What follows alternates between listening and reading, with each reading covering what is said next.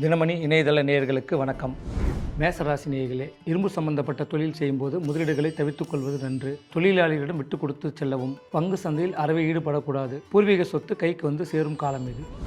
ரிஷபராசி நேயர்களே, திரவ பொருள்களால் ஆதாயம் பெறுவீர்கள். நிலப்புலன்களால் ஆதாயம் உண்டு. கால்நடைகளால் ஆதாயம் உண்டு. இல்லத்தில் ஏற்பட்ட பிரச்சனைகள் முடிவுக்கு வரும். உற்றார் உறவினர்கள் ஒத்துழைப்பு நல்குவார்கள்.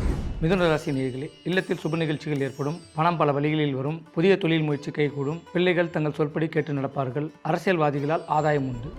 கடகராசி நேயர்களே, புதிய தொழில் முதலீடு தற்போது செய்யலாம். நிலப்புலன்களால் ஆதாயம் உண்டு. வம்பு வழக்கில் இருந்த பூர்வீக சொத்துக்கள் கைக்கு வந்து சேரும். உடன் பிறந்தவர்கள் ஒற்றுமை கூடும். நண்பர்களால் சகாயம் ஏற்படும்.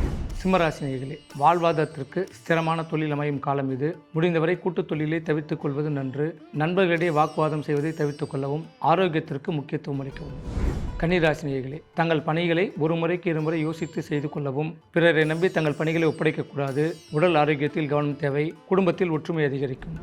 துலாம் ராசி நேயர்களே, அயல்நாட்டு தகவல் ஆதாயத்தை தரும். கடித போக்குவரத்து மகிழ்ச்சியை ஏற்படுத்தும். பிரிந்தவர்கள் ஒன்று கூடுவீர்கள். இல்லத்தில் சுப செலவுகள் நடைபெறும். விருச்சிக ராசி நேயர்களே, செலவினங்களில் கவனம் தேவை. பெற்றோரிடம் விட்டு கொடுத்து செல்வது நன்மையை தரும். அண்டை அயலாரின் உதவியால் தொழிலை அடுத்த நிலைக்கு கொண்டு செல்வீர்கள். சிலர் புதிய வீட்டுக்கு குடிபுகுவீர்கள்.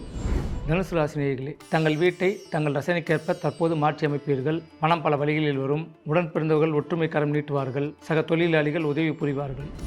மகர ராசி நேயர்களே, தன்னம்பிக்கை கூடும். தைரியம் அதிகரிக்கும். சிறு தூர பயணங்களால் அலைச்சல்கள் ஏற்பட்டாலும் ஆதாயம் உண்டு. குடும்பத்தில் ஒற்றுமை கூடும்.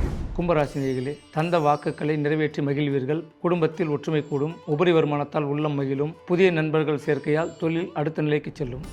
மீனராசி நேயர்களே, தங்கள் செயல்களை ஒரு முறைக்கு இருமுறை யோசித்து செய்து கொள்ளவும். தங்கள் தகவல்களை மற்றவர்களிடம் பகிரக்கூடாது. உடன் பணிபுரியும் தொழிலாளர்களிடம் விட்டுக் கொடுத்து செல்வது நன்மையை தரும். கோப்புகளை பராமரிப்பது அவசியமாகும்.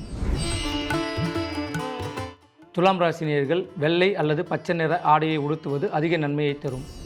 நல்லதே நினைப்போம், நல்லதே செய்வோம், நல்லதே நடக்கும்.